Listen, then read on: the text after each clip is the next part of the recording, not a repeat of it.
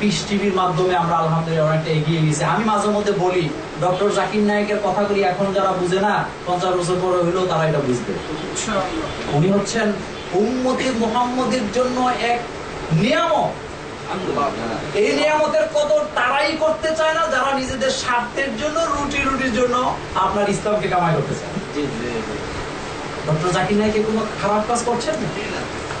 আমাকে প্রশ্ন করা হয়েছে ডক্টর জাকির নায়েকের, আমি সরাসরি জবাব দিয়েছি, উনি একটা লোক যদি 98% শুদ্ধ কথা সহি কথা বলে ওইটা আপনাকে মানতে হবে, কিন্তু একটা লোক 90% খারাপ বলবে, অসত্য কথা বলবে বা সঠিক কথা বলবে না, 10% সঠিক বলবে, তারটা কি মানা যাবে না? ডক্টর জাকির নায়েক তো কারো কোনো ক্ষতি করেন।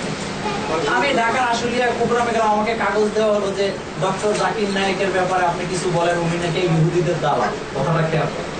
আমি বললাম যে আচ্ছা ভাই, ডক্টর জাকির নায়েক উনি কি বাংলাদেশের ভিসা পান? কয় না, উনি তো বাংলাদেশের ভিসা পায় না। তা আমি এবার বুঝেন উনি কার দালাল। আসলে ডক্টর জাকির নায়েক ইহুদিদের দালাল নয়, বরং ডক্টর জাকির নায়েক হচ্ছে আল্লাহ রাসূলের দালাল। কারণ উনি কথা বলে কার?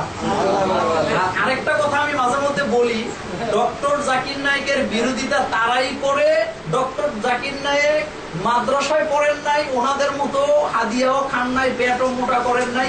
উনি যেটা করতে পারছেন ইসলামের জন্য, এতটুকু তারা করতে পারে না বলেই ডক্টর জাকির নায়েকের বিরোধিতা করে।